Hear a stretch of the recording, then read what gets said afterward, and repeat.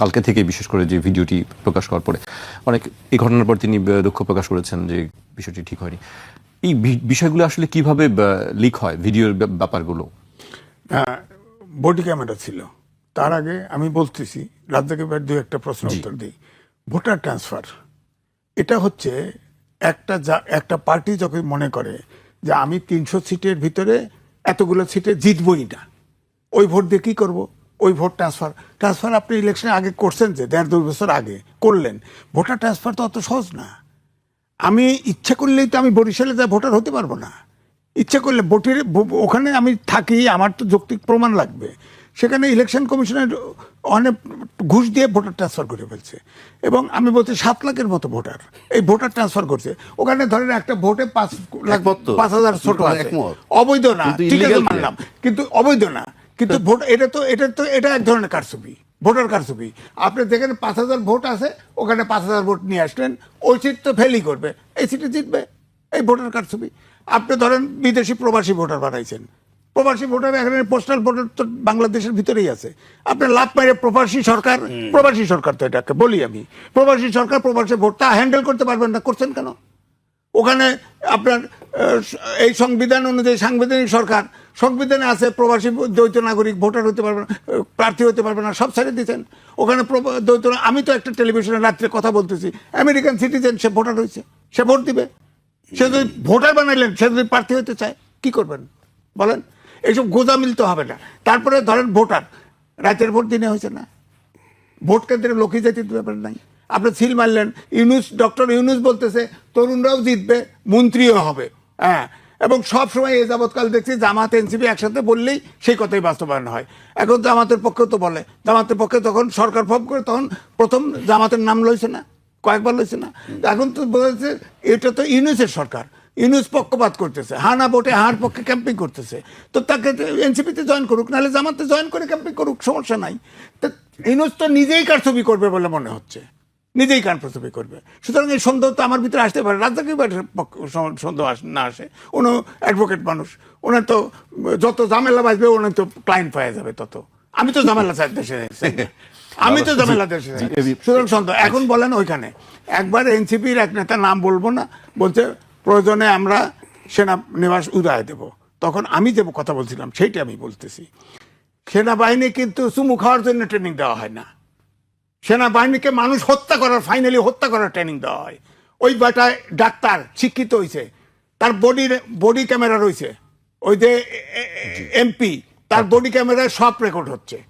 ওই বেচারা তাকে ছাড়া কোনো কথা বলে নাই। তাকে বলা হয়েছে তার নিরাপত্তা দেওয়া হবে, খালি আর্মসটা নিয়ে ভিতরে না ঢুকলে, ওটা তাদের বারণ আছে। আপনার সব জায়গায় এটা তো বোঝা যাচ্ছে যে আমাদের ক্ষমতায় গেলে তো ক্যান্টনমেন্ট তো উড়াই দিবে। সুতরাং তাকে গ্রেপ্তার করে নাই, এইটা আমার অভিযোগ সেনানিবাস সম্পর্কে। তাকে ঢুকতে দেয় না এটা না, সে যা ভাষায় বিয়ে করছে। আমি তারেক রহমানের প্রতিদ্বন্দ্বী, আরে বাপের বেটা, তারেক রহমানের ওই পাস করবি তুই বেটা, ওইটা দেয়। আর তার বলছে তো আপনি অস্ত্র রেখে যান, অস্ত্র রাখার একটা এমপি বারবার তাকে ছাড় বলে কত বিনয়ের সাথে করতেছে, সে যাবেই। হ্যাঁ, শেষ পর্যন্ত তার সিনিয়র অফিসারকে লাগাই দিয়েছে, তার সাথে আবার টেলিফোনে কথা বলছে। আইন তো ভাঙতে পারবে না কেউ, কারণ এটা সেনাবাহিনীর বোর্ডের সিদ্ধান্ত। ওখানে আপনি অস্ত্র অনেক সারা রাস্তায় রাজ্জাক ভাই গাড়ি চালা যায়, কি ট্রাফিক ভেঙে ছুড়ে যায়, আমরাও যাই। ক্যান্টনমেন্টে ঢান্দার ঢুকলেই, জাহাঙ্গীর গেটে ঢুকলেই তো সোজা হয়ে যান, আর তো থাকেন না। এই বেটা এমপি দাঁড়াইছে, সোজা হয় না, ওরে ঘেটটির দেওয়া, ওকে গ্রেপ্তার করা উচিত ছিল, গ্রেপ্তার করে বুটের গুতায় ওরে আক্কল দিয়ে দেওয়া উচিত ছিল। ছেড়ে দিতে কেন ওকে? এখন আবার দুঃখ প্রকাশ আছে নাকি? আপনি গণহত্যা করে দুঃখ প্রকাশ করবেন, মাফ হয়ে যাবে? আপনি ক্যান্টনমেন্টের গেট ভেঙে দিতে চান, আপনি মাফ করে দেবেন? ওকে মাফ করবা না, ওকে গ্রেপ্তার করা উচিত এবং ওকে বুট দিয়ে ফেসানো উচিত, যাতে সারা দেশের 18 কোটি লোক বোঝে সেনানিবাসে এটা করা যাবে না, সেনানিবাসকে বিতর্কিত করা যাবে না। আমাদের শেষ শাস্তি যেমন বিচার বিভাগ, তেমনি সেনানিবাস। আপনি সেনাবাহিনীর সাথে তছনছ করে গেটের ভিতরে কতক্ষণ বলে ঝগড়া করছে, কিন্তু কেন? ওর তো বেটার খেয়ালই নাই যে বডি ক্যামেরা আছে। এখন ইলেকশনে বডি ক্যামেরা কিনছে, দিবে কিন্তু এই সরকারও চিন্তা করছে, ইলেকশন কমিশন। ওই বেচারা ট্রেনিং আছে, ও তো বডি ক্যামেরা সব ভিডিও করে ফেলছে। এখন কয়েক বডি ক্যামেরা করলে আজিজ ভাই, আপনার বক্তব্য শুনছিলাম আমরা। আমি এই বিষয়ে রাজ্জাক ভাইয়ের কাছে শুনতে চাই, আপনি ঘটনাটি কিভাবে দেখছেন? ভাই, ঘটনা আমি কি বলবো, এটা তো খুব সেন্সিটিভ জায়গা, তবু বলছি। আমি এই ভিডিওটা দেখছি, আপনি ক্যান্টনমেন্টে যখন ঢুকবেন, আপনি সশস্ত্র থাকেন, কোনোভাবে আপনি ঢুকতে পারবেন না।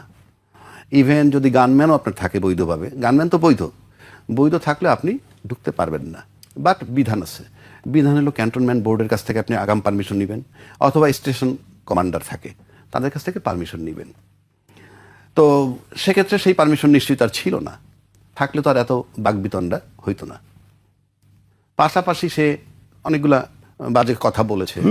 আরে জিব্বা দিয়ে সাইডে তার আমি বলি, পরিষ্কার শুনুন। করেন, ওর জিব্বা কেটে দেওয়া উচিত। আচ্ছা শেষ করি, আমি বলে নিই। জিব্বা দিয়ে রাস্তা চেটে দেন তারেক জি আসলে, বা তারেক রহমান সাহেব আসলে। প্লাস তারেক রহমান সাহেবেরও তো সাথে গানম্যান মানে তার সিকিউরিটি লোক থাকে। এই সমস্ত তুলনা সে করছেন।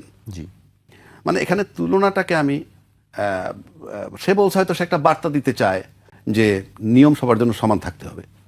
বাট আপনার তো সিম্পল গানম্যান, আর তার তো আর্মি সিকিউরিটি দিচ্ছে, তারটা আর ওনারটা তো এক নয়।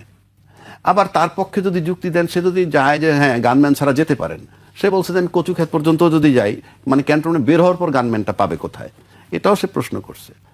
কিন্তু তার আচরণটা ঔদ্ধত্যপূর্ণ ছিল, মানে আরো সুন্দর হইতে পারতো, আরো সফট হইতে পারতো। আর ক্যান্টনমেন্টের নিয়ম কিন্তু জেনারেল সাহেবরাও মানে আপনার জেনারেলও যদি যায়, তাকেও যদি জিজ্ঞাসাবাদ করে, তার প্রপার আনসার দেয় তারা প্রপারলি এবং খুব সফট ম্যানারে। এগুলা সে নিঃসন্দেহে আমি বলি যে ভালো কাজ করেনি। তো আমি আজিজ ভাইয়ের মতো বলতে পারি না, বাট আমি এটা সমর্থন করার কোনো কারণ নাই।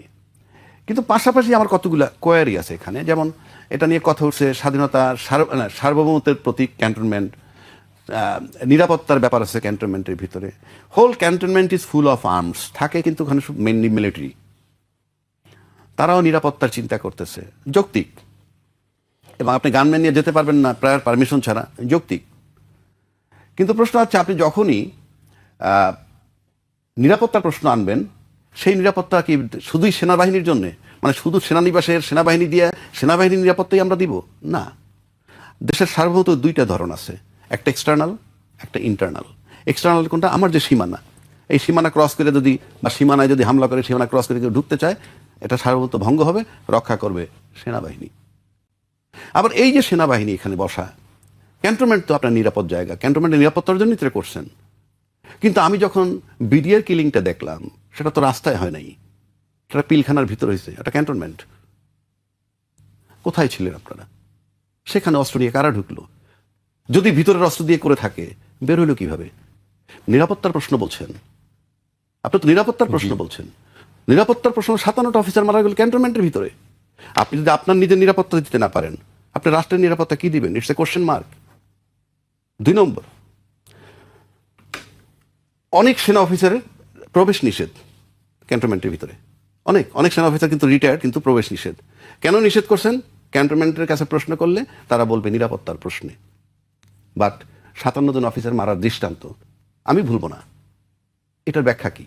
তার তো ক্যান্টনমেন্টের ভিতরে মারা গেছে। 2 নম্বর আসেন, এই ঘটনাটা ঘটছে বেশ কিছুদিন আগে, কতদিন আগে তা আমি জানি না। বডি ওন ক্যামেরা কার ছিল? শুধুমাত্র ওখানে সেনা অফিসার না, যারা গেটে ডিউটি করে তাদের ছবিটা কিন্তু এমপি ওকে, সেখানে তাদের ক্যামেরায় ধারণ করছে। আমি নিশ্চিত করে বলতে পারি ক্যান্টনমেন্টের অন্তত 50-100 গজের দূর থেকে কেউ মোবাইল দিয়েও ছবি তুলতে পারবে না। It is so secured. তাহলে বডি ওন ক্যামেরায় সেইটা বের হয়ে গেল কেমনে? এটা জুলকার নায়েক সাহেবের, আমরা ফেসবুকে দেখছি, উনি নাকি এটাকে আপলোড করছেন প্রথম। উনি পেলেন কিভাবে? তাহলে সিক্রেসি আপনি রাখতেছেন না, প্রাইভেসি, সিকিউরিটি, এটা তখন থেকে বেরোইছে। আমি যে নিরাপত্তার দোহাই বারবার দিতেছি, আমার দেশের আভ্যন্তরীণ নিরাপত্তা রাখার দায়িত্ব এই সেনাবাহিনীর। 57 অফিসার তো বললামই। ইন এডিশন আয়নাগর, মেজর সিনার বুকে তাজা গুলি মারছে পুলিশ। এটা কিন্তু আপনার আভ্যন্তরীণ সার্বভৌমত্বের ভিতরে পড়ে। গত 16 বছর কি হয়েছে আমরা জানি। সেনাবাহিনী যে শুধু বলেন নিরাপত্তা, এই স্নাইপার দিয়ে গুলি করছে হেলিকপ্টার দিয়ে জুলাইতে। তো আপনি তো আমার দেশের মানুষ মারার জন্য না, সেনাবাহিনী একমাত্র বহিঃশত্রু দ্বারা আক্রমণ হইলে, আবার যদি রাষ্ট্রের এমন কোনো রাষ্ট্রদ্রোহী হয় যাকে কোনোভাবে নিয়ন্ত্রণ করা যাচ্ছে না, সেক্ষেত্রে তারা মারতে পারে। আর হলো বহিঃশত্রু যদি আমাকে আক্রমণ করে, 2টা জায়গায় মৃত্যুর জন্য they are permitted, otherwise not in no way. আপনি আপনার দেশের লোক মারতে পারবেন না। আমি দেশের আভ্যন্তরীণ সার্বভৌমত্বের কথা বলছি। তারপর আসেন, কতগুলো জিনিস মিলে যায়। আপনি এখন এই মুহূর্তে, ঘটনাটা অন্তত 2 সপ্তাহ আগের, কেউ বলে 1 মাস আগের, ঠিক আছে, এখন পাবলিশড হইলো কেন? এখন এই মুহূর্তে প্রকাশ হইলো কেন? 2-3 দিন 4 দিন আগে একটা আলতাফ সাহেব ওনাদের বিএনপির লোকই, সে বলছে বিএনপির প্রার্থী চুজ করছে কারা, সেখানে সে ডিজিএফআইর নাম বলছে, এনএসআইর নাম বলছে, পুলিশদের নাম বলছে, এরা চুজ করে দিয়েছে প্রার্থী।